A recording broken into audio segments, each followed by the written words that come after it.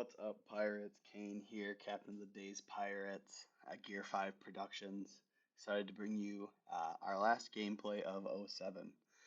Been a fun format. Excited for '08 and what comes of that.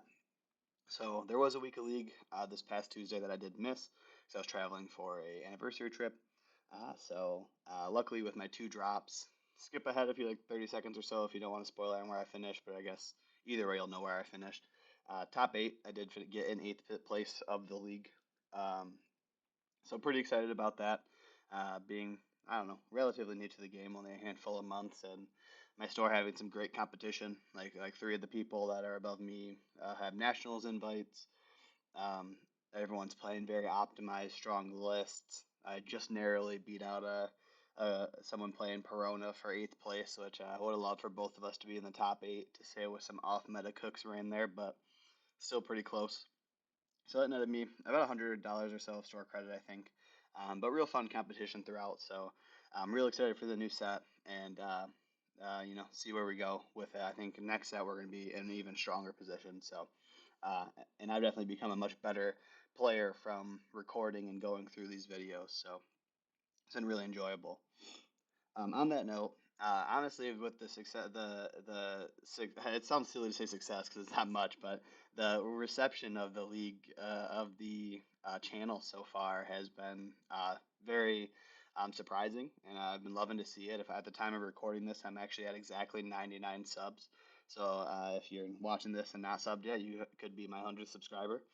But if not, very excited to kind of move into, the next benchmarks. I think 300 or so is to kind of be able to monetize or, move into the next step of YouTube things. So I guess that'll be the next goal. 100, I didn't even expect to happen this fast, or the views that I've had so far have been awesome. So I absolutely love this leader, and I'm hoping to continue creating some content for y'all around it. So looking forward to this next set, and with that, thank you. Even through the comments and likes so far, keep it up. I appreciate everyone that does. Try to get back to you.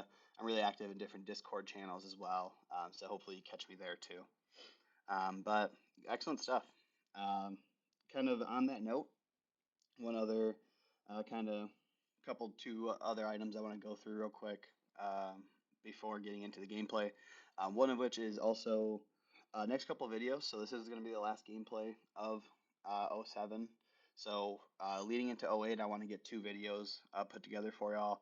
It'll be getting started with RP Luffy. What are some of the first purchases that you should make? Some of the things you should think about when approaching the deck, and if it's really a deck for you. And then maybe what pieces can be filled out with some bulk while you're, not trying to invest an entire deck list into it. So I think that'll be a pretty helpful video with a few different sections for getting that started and getting you going with the list. So looking forward to that. Um, and then beyond that, also having a going into '08 video, kind of what pieces I'm most interested in for RP Luffy, what things I'm planning on play testing, and where I expect the deck to go in the '08 meta, especially being in the unexplored meta for us. So hopefully you guys are looking forward to those as well, but those are probably the next couple videos as we get ready for '08 gameplay and get some of those cards rolling. Then my last thing here is I am looking to broaden my horizons just a tiny bit.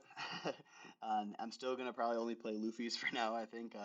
But I am interested in playing some more Black Yellow Luffy, just to have a little bit variety potentially personally, and then also to breed a little bit more consistency for some of the larger tournaments down the road potentially.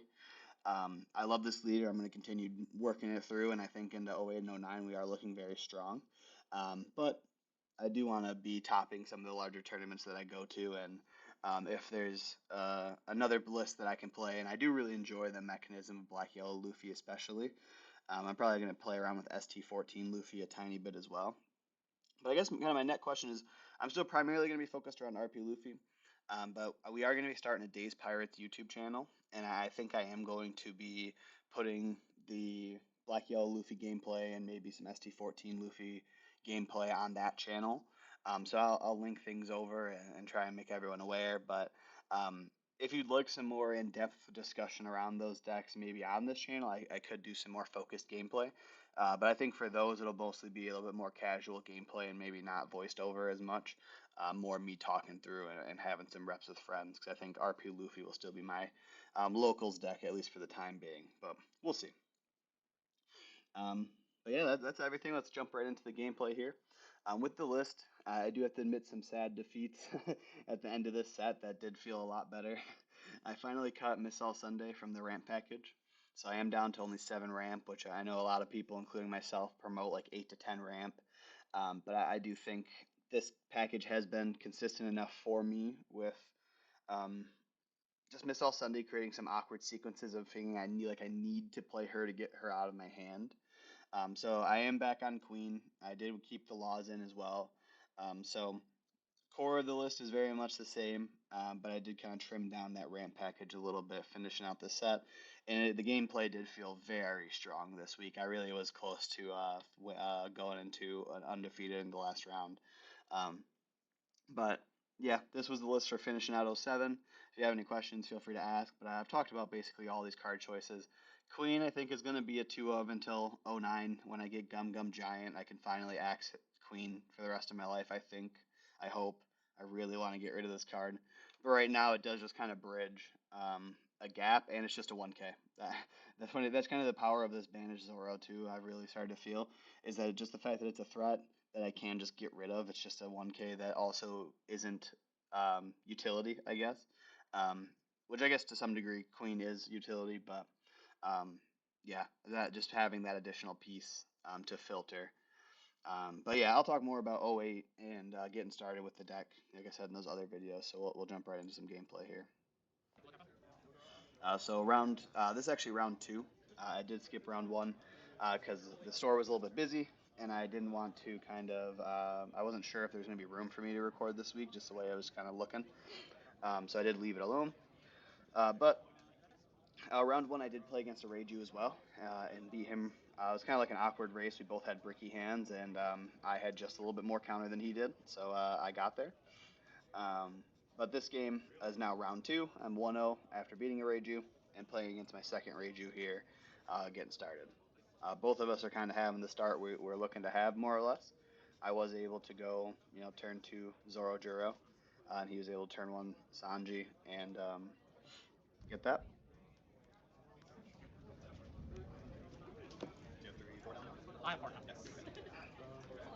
Yeah, Sanji into Chopper is kind of a nice line to have a little blocker up early.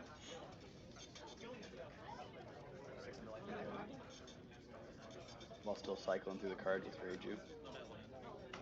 I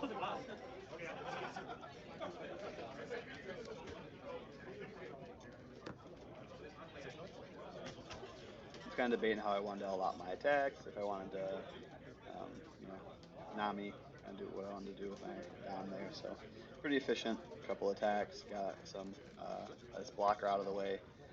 Oh yeah, then I whiffed off that Nami. I was pretty annoyed at that sequence. I do remember that now. Sorry, I am coming off vacation, so I didn't take extensive notes on these. So I'm kind of gonna recall a little bit of the gameplay. Um, I do remember, which games I won and lost or not, obviously, but um, yeah.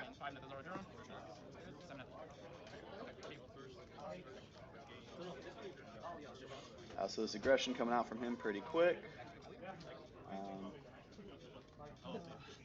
but I do have kids in Newgates to kind of back out this curve, which I think is just so powerful into this matchup. It's just like Law to that end. I am really looking to buff up that leader and then use 1Ks while he's needing to commit his down. Here I choose not to bluff the Rad Beam because it'd be a pain for him to go tall enough for me to really want to Rad Beam anyways. So realistically, just getting that extra Don, ensuring that life gets taken, I think is worthwhile. Whereas 8K may have still gotten there, but 2Ks would get out at that point. 8K leader. Basically, I'm setting up next turn to be able to um, kid and have my slow beam sword up. As I'm expecting him to kill Bon Clay, and then develop his board to some degree. Queen's pretty good here.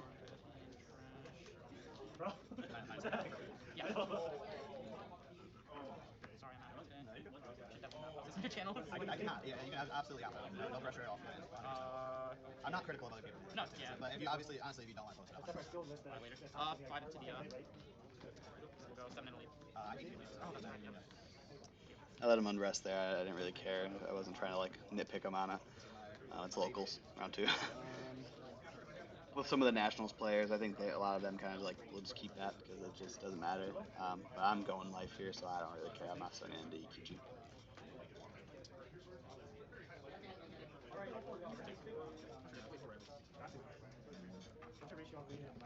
That he takes there is pretty risky. I could just Jambay go. I probably wasn't thinking about Jambay in that moment, but yeah, Jambay gets there. Going to set up the kid. I have a 7K leader, some Don to a lot. Decided to leave up two. I ended up playing the kid there instead of the new gate because I do have the slow beam sword to kind of counter out or rest a card, or if he counted out of that attack, I could rest the queen when he swings at me next turn or something along those lines.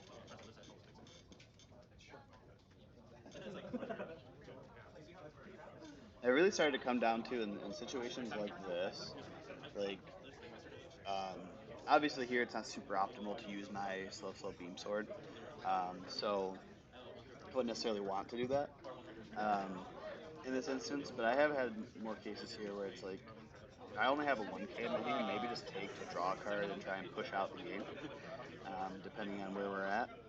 But like yeah, getting a dragon out of life there is pretty powerful. Rage hits me. Getting that Robin, yeah, the Robin out of life there was so perfect.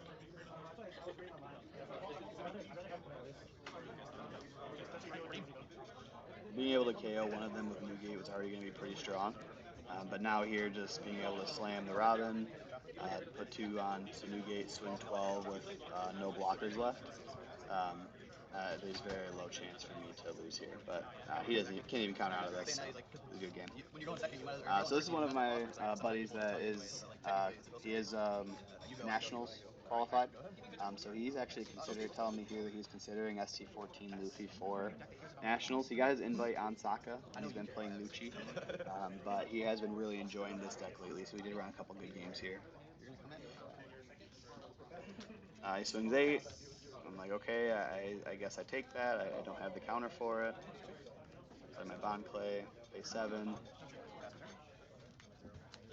I have so many threats here though, with red 3 dragons into a gear 5 in my hand, so I'm a little bit bricky, a little bit nervous, um, but we should be in decent shape going into the late game here, especially into black if he has KO on that board. No way.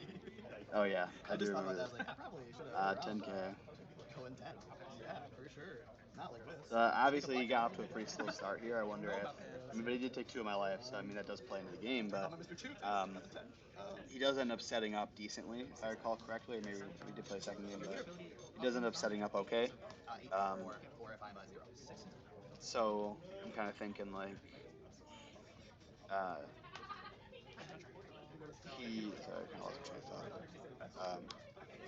So obviously, if he got the set up a little bit earlier in this game, I could have played out a little bit differently. But I'm trying to remember if his late game came together pretty well here, or if it was the second game we played that I was thinking of.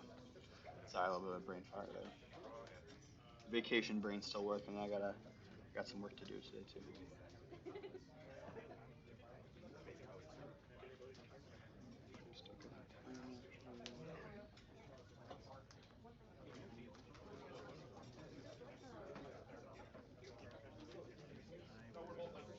Okay, not going 12. I was a little bit nervous that he just goes big again there. I needed to keep that red beam up. I mean, I we'll have to find out. I'm going to. Kind of want to keep that just because Rebecca's obviously. Trash 2. I see Sir off the top of that mill feels pretty rude.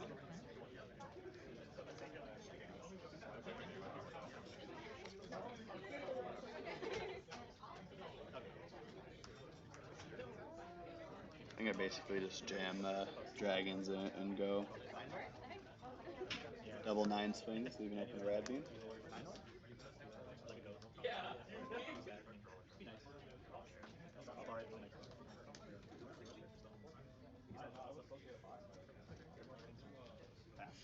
I'm gonna fast forward here a little bit. I'm just time it low on time.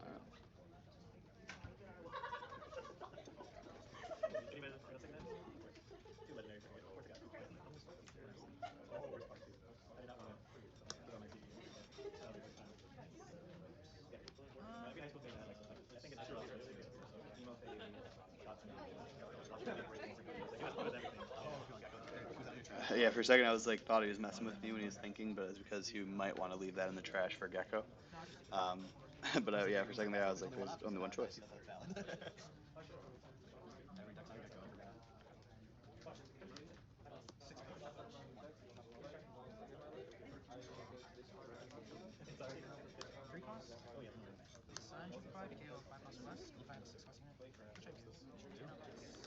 Yeah, he gets to check the new gate, but again, just being able to chain these together becomes so powerful. Still with my counter events in hand, 2-2Ks in hand, like an E-show might kind of throw me for a wrench or something like that, coming out of black, I guess, but like I think there's just so little chance that I lose this game when how slow of a start he had, but then being able to go into this game state. I feel like keep going 8 and 9, 8 and 9. I'm gonna fast forward just a little bit. Sorry, Quang, not trying to skip your gameplay completely. I'm gonna skip some of Esteban's too, if that makes you feel better watching this. Because yeah, I mean, the way that I drew into mostly counter and he didn't get to develop an early board. At this point, he just has to check me every turn, and between dragons and Gear 5, I functionally have rush characters over and over again. So it's pretty brutal with that early lead. But he is making a pretty strong push, challenging me out there. Does set up a salvo. I get him to block there, and then yeah, just Gear 5 ends up securing. Yeah. Alright, round 4. So now I'm 3-0. Esteban's in first place. Real good friend of mine that's been helping me a ton as I got started with a lot of my early cards I needed and getting me familiar with the game and some of my thought process. So really want to get this win, especially when I know I'm missing this last week, this Tuesday. I really wanted to get the bonus point for beating first, and I'm actually the down pair here. So if I win, we go to a 5th round. And I could have, played obviously for the win in the event, which would have helped as well. But like I already mentioned earlier, I did finish top 8, so at this point here. But he's playing Bonnie. I do genuinely think Bonnie is just the worst matchup for RP Luffy. I'm just so fundamentally strong into what we're doing. And yeah, in this game it is pretty brutal. Oh no. Yeah, we don't like to see a turn 1 Hawkins off that surge at all.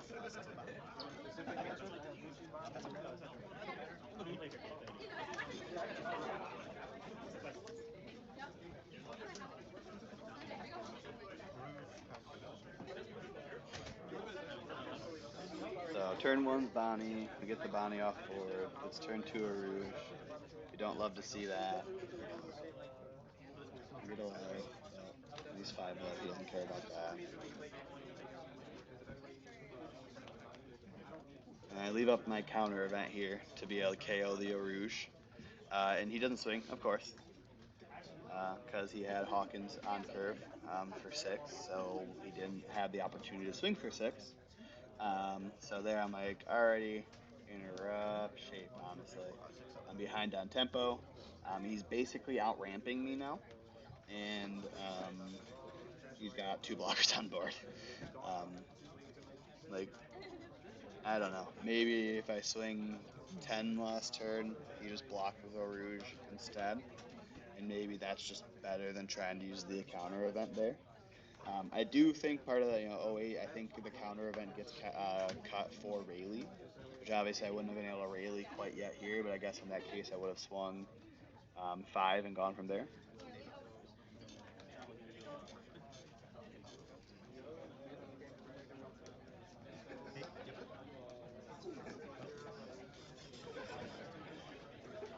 I'm debating trying to, I could just play the quick kid there, but again, I'm trying to kind of develop the board, threaten him a bit, and if I just play kid and tap out there, he has an opportunity to rest it. He can block the 7K for free. I don't know. I just wanted to put more pressure on and have the counter. And then he plays Hody on curve, rests both my things. Oh gosh, that play was brutal. So now I can't even have my counter event for Rouge. And he checks me with an 8. Horrible. Maybe here I should have just taken that to cycle a card and have some more counter in hand. But I don't know. Yeah, Rouge, Hawkins, Hody. A tough curve. He does end up swinging with the Hawkins. Now we're on 10 down, and playing out a kid here doesn't feel all that great, but I think that kind of becomes the best option. And then I have to leave it open for him to rest it. I didn't even notice there too, he left open 2 Don. I wonder if he was playing around Gear 5 there. Maybe I should ask him that if he was thinking about a tempo Gear 5 play from me. To check his board. Because if he only had 1 Don open, I may have been able to. Nah, I probably couldn't have baited it. Maybe he was playing around it though.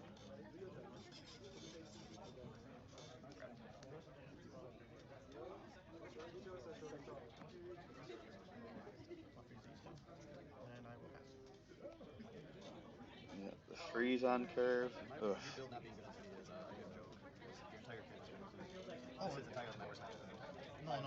Oh yeah, I was gonna give him a hard time here because he was saying that he took out his RP Luffy tech, and I was like, you don't need RP Luffy tech. You beat my face in. Like, I'm sure you had some tech, but you don't need it. Like, you're just this curve just it makes my life so hard.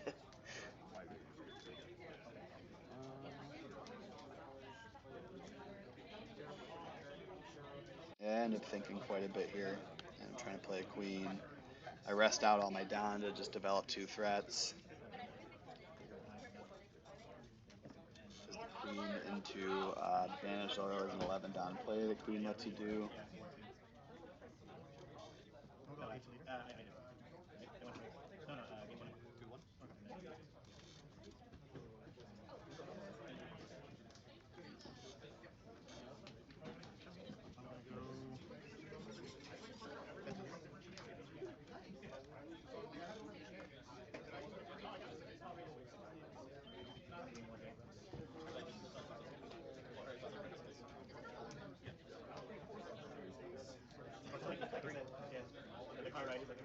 Maybe I should have just taken that 10. Get 1 more card in hand, leave my blocker on board. Maybe.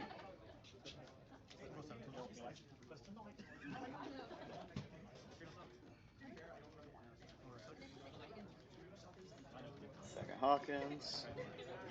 Second Urge. Yep. Yeah, this is tough. Yeah, I don't know if there's really much I could have done differently.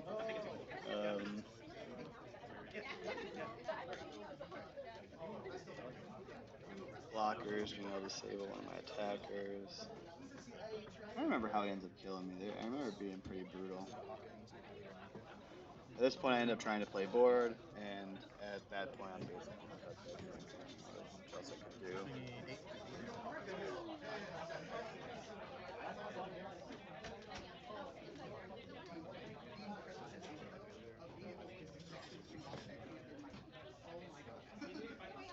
This is a 9, right? Okay, leader stall a little bit. 2 Hawkins. Even like a Jambe Gear 5 play is pretty brutal when you can leave open hypothetically 2 down. Yeah, he just controls me out, clears my board. I'm just not even able to get anywhere near his life, yeah. Then he plays the Zoro, secures it up. Tough one. Overall, I think this list is very strong. I think fundamentally I can go very strong into 08. I think Rayleigh also helps a ton in this matchup.